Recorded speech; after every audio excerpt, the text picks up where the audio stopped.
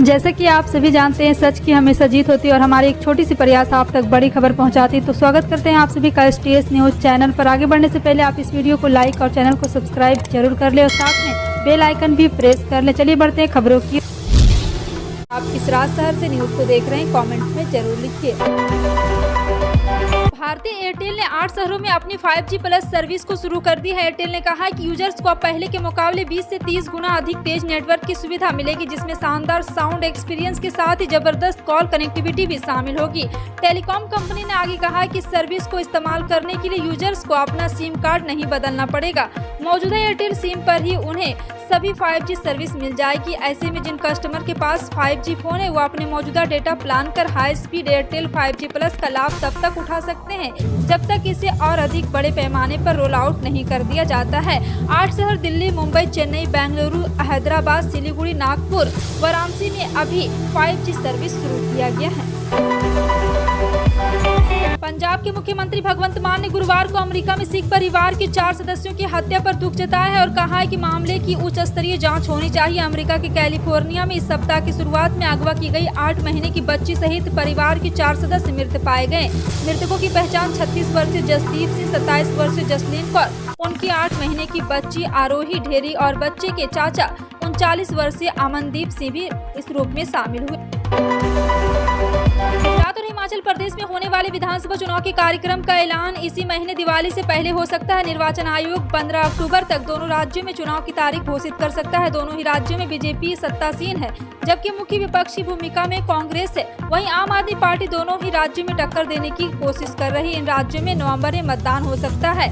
चुनाव को लेकर तैयारियों का जायजा लेने के निर्वाचन आयोग ने दोनों राज्यों का दौरा कर लिया है। आयोग अब बस चुनाव कार्यक्रम को अंतिम रूप देने की तैयारी कर रहा है। इसके लिए दोनों राज्यों में अनुकूल मौसम, स्कूलों की परीक्षाएं, स्थानीय त्योहार, उत्सव, खेतीबाड़ी और अन्य कुछ आयोजनों पर आयोग की टीम का ध्यान है। दिल्ली की सड़कों पर रिक्शा खींचने वाला लड़का आज 2 कंपनी खड़ी कर चुका है। दोनों कंपनियों के जरिए वह ऐसी और कई लोगों को रोजगार दे रहा है और देश के हजारों लोग, लाखों लोग उसे जानने लगे हैं। यह कहानी है बिहार के एक गांव के बेहद गरीब परिवार में पैदा हुए लड़के की, जिसे कभी चपरासी की जॉब से भी रिजेक्ट कर दिया गया था। जी हाँ, इस युवक का नाम है दिलखुश कुमार। दिलखुश ARYA गोका नाम की कंपनी के फाउंडर और मैनेजिंग डायरेक्टर रह चुके हैं। इसके बाद इन्होंने रोड बेस कंपनी की स्थापना की, जिसके जरिए बिहार में सस्ते रेट में कम कैब सर्विस दे सकते हैं। और आज तक डिजिटल से बात करते हुए दिलखुश ने बताया कि इसी साल रोड बेस कंपनी शुरू करने के बाद शुरुआती 4 महीने में उन्हें उनके साथ 4000 कारों का नेटवर्क बन गया है। वहीं दिलखुश आर्या गो कंपनी के 0 से लेकर 11.6 करोड़ रुपए के टर्नओवर तक पहुंचने में सफल रहे। दिलखुश बताते हैं कि आर्या गो के जरिए इस वक्त करीब 500 लोगों को रोजगार मिल रहा है। मेघालय के राज्यपाल पद से रिटायरमेंट होते ही सत्यपाल मलिक ने मोदी सरकार के खिलाफ मोर्चा खोल दिया है। मेघालय से लौटते ही पश्चिमी उत्तर प्रदेश की सियासत में सक्रिय हो गए हैं। RLD अध्यक्ष जयंत चौधरी और सपा प्रमुख अखिलेश यादव को सियासी तौर पर मदद करने की बात कर रहे हैं, लेकिन न किसी पार्टी में शामिल होना चाहते हैं और न ही 2024 में चुनाव लड़ना चाहते हैं। ऐसे में सवाल उठता है कि सत्यपाल मलिक किस तरह से अखिलेश जयंत की मदद करेंगे। सत्यपाल मलिक इन दिनों पश्चिमी यूपी में एक के बाद एक जिले का दौरा कर रहे हैं। उन्होंने बीजेपी के खिलाफ तेवर सख्त रखा हुआ और आपको बता दें, इतना ही नहीं, वो अपने बागपत के गांव में भी लोगों से मिलजुल रहे हैं। एक और जहां देश के कई राज्यों में मानसून की विदाई हो गई, तो वहीं कई राज्यों में झमाझम बारिश देखने को मिल रही। यूपी में दशहरा के अवसर पर कई इलाकों में भारी बारिश देखने को मिली। वहीं मौसम विभाग की माने तो यूपी के कई इलाकों में आने वाले दिनों में भी बारिश देखने को मिलेगी। मौसम विभाग के मुताबिक विजयदशमी के दिन हुई भारी बरसात के बाद से ही यूपी में बारिश थमने वाली नहीं है। मौसम विभाग का पूर्वानुमान है कि यह सिलसिला अभी 8 अक्टूबर तक जारी रह सकता है। मौसम विभाग की माने तो 9 अक्टूबर को बारिश से राहत मिलेगी। इस दौरान मौसम विभाग ने प्रदेश में अलर्ट जारी किया। IMD की चेतावनी के मुताबिक उत्तर प्रदेश में कहीं अधिक तो कहीं अत्यधिक बारिश के आसार बन रहे हैं।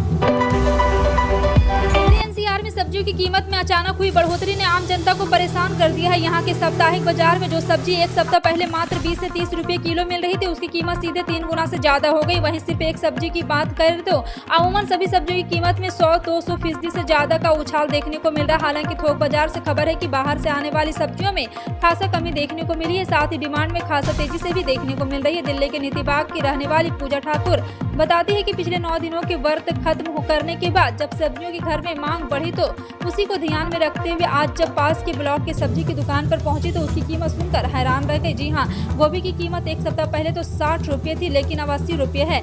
आज उसकी कीमत 120 से 200 रुपये किलो हो गई है। मोबाइल ग्राहकों को अभी 5G में 600 मेगाबिट प्रति सेकंड की गति मिलेगी। ऐसी उम्मीद है कि इसमें हैंडसिम यानी कि मोबाइल फोन ऐप तक पहुंचने और डाटा प्रोसेसिंग में ठीक उसी तरह से काम करेगा जैसा कि कंप्यूटर करते हैं। 5G इंडस्ट्री में विशेषज्ञों ने बात बताई कि रिलायंस जियो ने 4 शहरों में दिल्ली, मुंबई, कोलकाता, वाराणसी में चुनिंदा ग्राहकों और भारतीय एयरटेल ने 8 शहरों दिल्ली, मुंबई, वाराणसी, बेंगलुरु, चेन्नई, हैदराबाद, नागपुर और सिलीगुड़ी में 5G हैंडसेट वाले सभी ग्राहकों के लिए 5G सेवाएं शुरू कर दी है। दोनों कंपनियों के ग्राहक 5G सेवाएं लेने के लिए मौजूदा सिम बदलने की जरूरत नहीं है।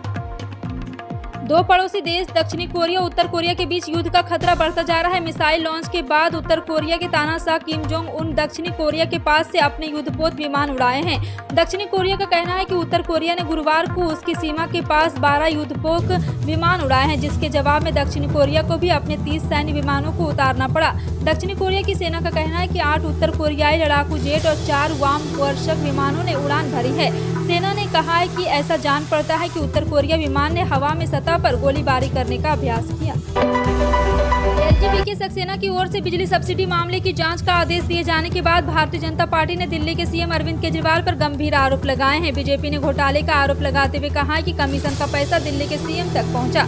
भाजपा ने दिल्ली सरकार से कई सवाल किए हैं। बीजेपी ने कहा है कि केजरीवाल डिस्कॉम कंपनियों के चोर कहते थे, लेकिन अब खुद चोरी कर रहे हैं। 2016 में कैबिनेट ने हर साल ऑडिट कराने का फैसला किया था, लेकिन एक बार फिर ऑडिट नहीं किया गया। दिल्ली की विपक्षी पार्टी ने कहा है कि सीएम ने अपने खास आदमियों को बोर्ड में रखा है ताकि घोटाला कर सके। घोटाले में सबसे अधिक भूमिका जैस्मिन शाह की है, जो केजरीवाल के करीबी हैं। तमिलनाडु में तिरुपुर जिले के एक अनुशासित गिराह में कथित रूप से विषाक्त भोजन करने से बृहस्पतिवार को 3 लड़कों की मौत हो गई और 11 अन्य का इलाज के लिए सरकारी अस्पताल में भर्ती कराया गया।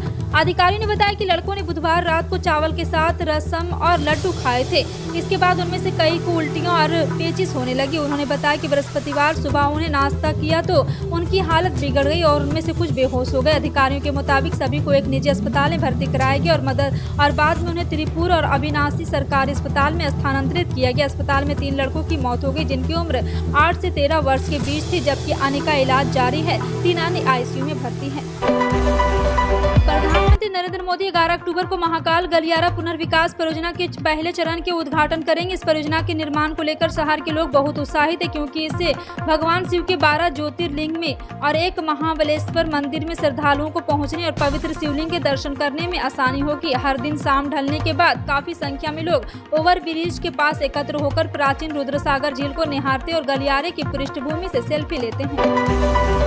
भारतीय जनता पार्टी ने कांग्रेस नेता उदित राज द्वारा राष्ट्रपति द्रौपदी मुर्मू के लिए नई कथित आपत्तिजनक टिप्पणी को लेकर बृहस्पतिवार को प्रमुख विपक्षी पार्टी पर निशाना साधा और कहा है कि यह टिप्पणी कांग्रेस की आदिवासी विरोधी मानसिकता को दर्शाती है। ज्ञात हो कि राष्ट्रपति का पदभार संभालने के बाद मुर्मू सोमवार को पहली बार गुजरात पहुंची थी। गांधीनगर में गुजरात सरकार की ओर से आयोजित एक अभिनंदन समारोह में संबोधित करते हुए उन्होंने हल्के फुल्के अंदाज में कहा था, गुजरात में पैदा होने वाला नमक सभी भारतीयों द्वारा खाया जाता है। भारत में नमक की खपत का करीब 80% उत्पादन गुजरात में होता है। उदित राज ने बुधवार को राष्ट्रपति मुर्मू पर निशाना साधते हुए ट्वीट किया कि द्रौपदी मुर्मू जैसी राष्ट्रपति देश की नहीं, देश को मिले चमचागिरी की भी हद है।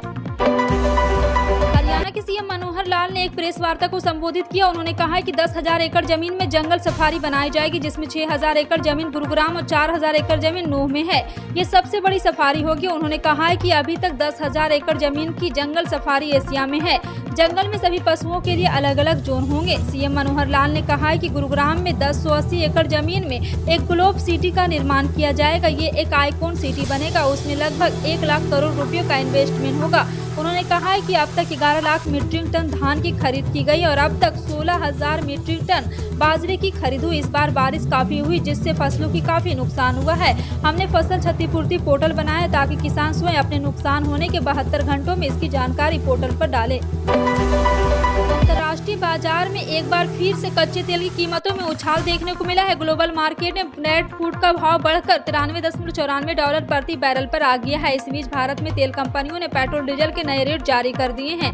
इस दौरान कुछ राज्यों में ईंधन की कीमतों में उतार चढ़ाव देखने को मिला। हालांकि ग्लोबल मार्केट में कच्चे तेल की कीमतों से देश के महानगरी दिल्ली, मुंबई, कोलकाता और चेन्नई में ईंधन की कीमतों में बदलाव नहीं हुआ। इसके अलावा लगभग देश में कई शहरों में पेट्रोल डीजल कीमत में बदलाव देखा गया है।